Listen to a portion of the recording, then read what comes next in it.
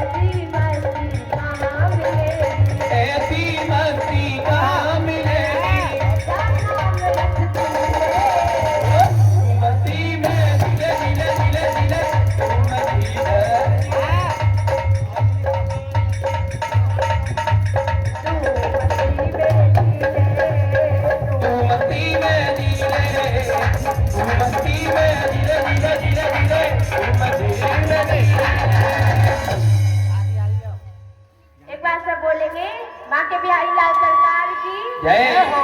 राधा रानी सरकार की जय हो। जय जय श्री राधे। जय जय। देखो बीच में जगह बनाओ और सुदामा दर्शन देवे आ रहा है। जगह इधर से तो जा रही है, सुदामा जी के इधर से उधर, हाँ इधर से जाएंगे, उधर से आती है। जगह बना लो। सुदामा जी की झांकी आने वाली है तो आप सब जगह बना लो जिससे कि उन्हें कोई परेशानी ना हो।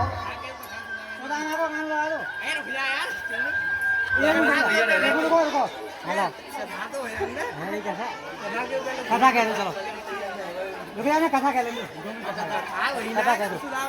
आइए सुदामा जी मेकअप कर रहे हैं अभी, उसके बाद में कथा सुनाऊंगा। तो जैसा मैंने आपको बताया था, हेलो सभी भैया ब्लूटूथ का वॉल्यूम बढ़ाओ। थोड़ी ना आ जाती है। भैया सीटी कम करो। तो जैसे ही उन्होंने भगवान के हाथ के चने खाए तो उनके घर में आगे चल के उनके जीवन में दरिद्रता लग गई, उनकी बीवी हो गई, बच्चे हो गए, लेकिन तब तक तो सब कुछ ठीक था। ब्लूटूथ की आवाज लेकिन बस हो गया। उनके जीवन में दरिद्रता का वास हो गया, क्योंकि जैसे मैंने आपको बताया था, अगर किसी के हम हक्का खाते हैं तो हम अपने जीवन में कभी खुश नहीं रह सकते। और जैसे उनके गुरुजी ने बोला था, बिल्कुल वैसा ही हुआ कि सुदामा जी के जीवन में दरिद्रता का वास हो गया। अब उनके घर में खाने तक को भी कुछ खाना नहीं है, तो उनकी पत्नी के हाथ में एक पोटली है, वो घर से मांग के लाती है दूसरे के, चावल के पोटली। और दूसरी जगह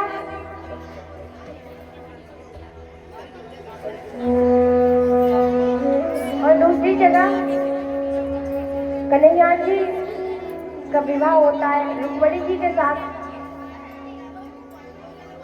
और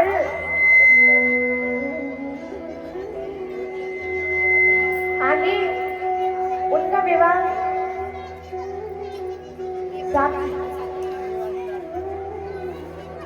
सात्विकी नामक राजा था, जिसको भगवान ने, वो सूर्य भगवान की पूजा करता था, तो भगवान ने उसे एक मणि दी थी, दमयंतक मणि। तो आगे दमयंतक मणि दी, तो इधर भगवान वो कहते हैं ना, एक आदत होती है, तो वो मणि जब मिली तो वो बड़े खुश थे। अब वो क्या करे, संपूर्ण सभा में उसी मणि को ले जाते। तो एक दिन सभा जुड़ी हुई थी भगवानों की, तो वहां पे कन्हैया जी को भी बुलाया गया था। तो कन्हैया जी को उन्होंने, वो मणि इतनी सुंदर थी कि सबकी नजर पड़ गई, लेकिन वो तो भगवान थे, तो उनके चेहरे पे एक मुस्कान आ गई। तो वो आगे कदम जब रखते हैं, दमयंतक मणि लेकर आते हैं, तो एक वहां पर शेर आता है, तो वहां पे उससे लड़ाई हो जाती है उनकी, जिससे कि वे राजा मारे जाते हैं। और ये खबर उनके बड़े भाई को पता चलती है, तो वे कहते हैं, अरे ये मेरा भाई कैसे चला गया। और उन्हें इतना भाई से प्यार नहीं था जितना उस मणि से प्यार था, तो वो मणि भी गायब हो गई थी, दमयंतक मणि जो थी। अब वे आगे बढ़ते हैं, तो शेर के जो गले में वो मणि होती है, तो वो एक रीछ के पास जाता है, तो उधर रीछ के पैरों के कदम के निशान पड़ते हैं। दूसरी तरफ वो रीछ जो होता है, तो अब ये खबर कि भाई मर गया। तो सब लोग कन्हैया जी के पास जाते हैं और भगवान से कहते हैं किसी ने चोरी करी हो या ना करी हो, इन्हीं ने चोरी करी होगी। तो भगवान कहते हैं अरे तब तो मैं इसलिए बदनाम था कि मैं माखन चुराता था, लेकिन इस बार तो मैंने कोई चोरी भी नहीं करी और फिर भी मेरा नाम ही डर गया। उन्हीं के नाम आ गया कि उन्होंने वो मणि चोरी करी है। भगवान नीचे आते हैं तो वे देखते हैं कि अब भगवान उस मणि की खोज लगा रहे हैं। तो वे देखते हैं अरे कि वो समय तक मणि तो मेरे पास है ही नहीं। तो वे नीचे देखते हैं तो उन्हें शेर के पैरों के निशान मिलते हैं, क्योंकि हमारे भगवान सब लीलाएं खेल लेते थे, वो तो बहुत तेज थे इन चीजों में। तो शेर के निशान होते हैं। तो वो कहते हैं कि वो उन कदमों के पीछे चलते जाते हैं। तो वे देखते हैं कि वहां पर एक रीछ है। कन्हैया जी कहते हैं अरे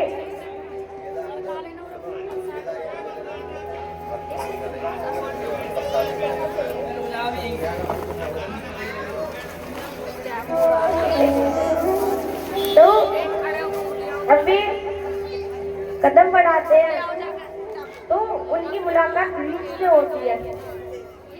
तो वे रीछ कहता है कि तुम्हें मुझसे युद्ध करना होगा और तब वो तुम्हें मणि मिलेगी। तो उनके हाथ में एक मणि होती है। तो वो कहते हैं तुम्हें मुझसे युद्ध करना होगा। और वो रीछ कौन था? जामवंत जी वो रीछ थे। तो वो कहते हैं मैं ये तुम्हें मणि तो दे दूंगा, लेकिन तुम्हें मुझसे युद्ध करना पड़ेगा। भगवान कहते हैं ठीक है। तो जैसे ही भगवान के लिए वो धनुष उठाता है तो उसके सामने साक्षात मर्यादा पुरुषोत्तम उसे दिखने लगते हैं। तो वे भगवान से कहता है मैं ये तुम्हें मणि तो दूंगा, लेकिन दहेज में दूंगा। भगवान कहते हैं अरे अभी तो मेरा विवाह हुआ है रुक्मिणी जी के साथ।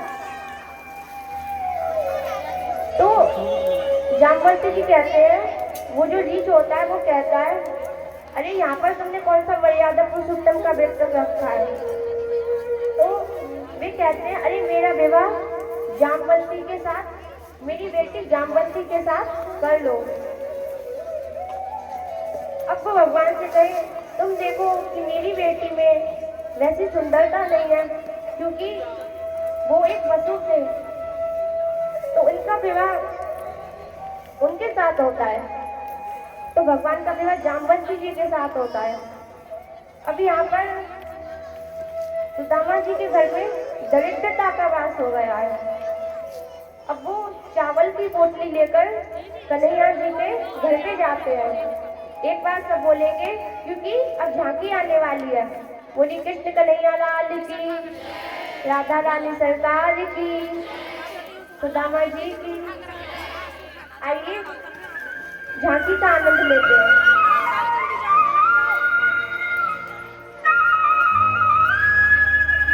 हेलो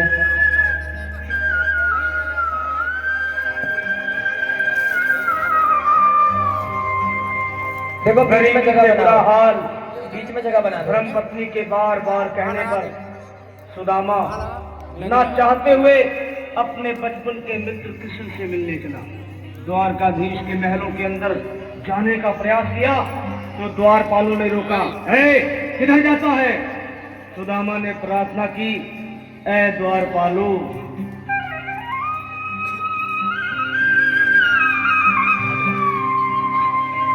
देखो देखो ये गरीबी का हाल, कृष्ण के दर पे विश्वास लेके आया हूँ,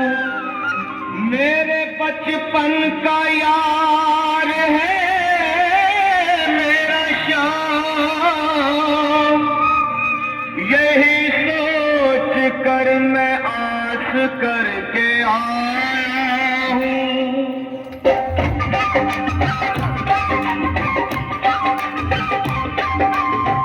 अरे द्वार पालो कन्हैया से कह दो, अरे द्वार पालो उस कन्हैया से कह दो के दर पे सुदामा गरीब आ गया है, के दर पे सुदामा गरीब आ गया है। भटकते भटकते न जाने कहाँ से, भटकते भटकते न जाने कहाँ से तुम्हारे महल के करीब आ गया है, तुम्हारे महल के करीब आ। देखो जो भी भक्त चावल लेकर के आए हैं वह 2-3 दाने डालें राधे और राधे। जो बचे वो आकर सामने रख दें और खाली चावल न डालें। जो भी दक्षिणा आपके पास हो उसमें डाल दें और ज्यादा चावल न डालें। अरे द्वार पालो कन्हैया से कह दो के दर पे सुदामा गरीब आ गया है, के दर पे सुदामा गरीब आ गया है।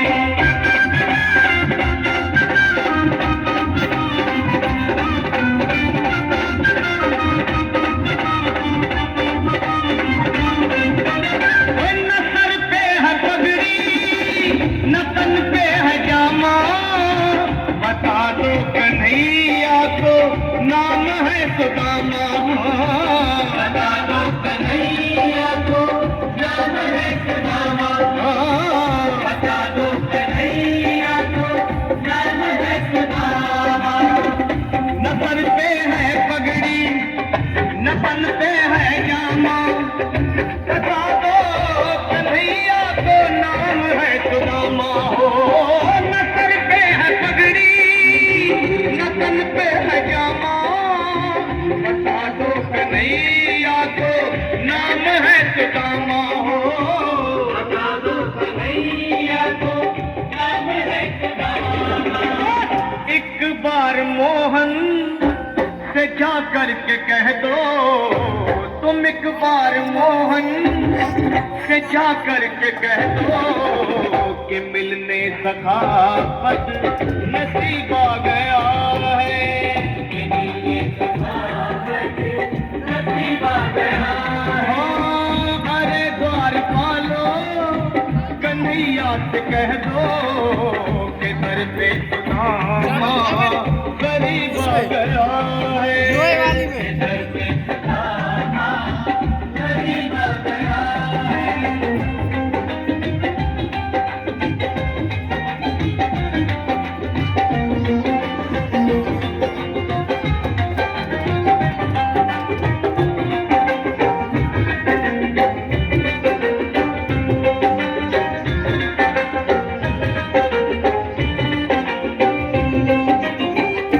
सुनते ही दौड़े चले आए मोहन, लगाया गले से सुदामा को मोहन, हाँ लगाया गले से सुदामा को मोहन, लगाया गले से सुदामा को मोहन।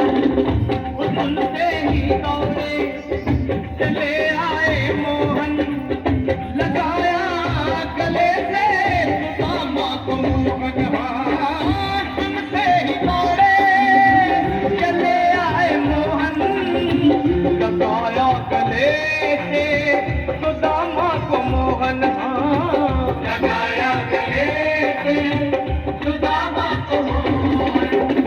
हुआ रुक्मणी को बहुत ही अचंभा, हुआ रुक्मणी को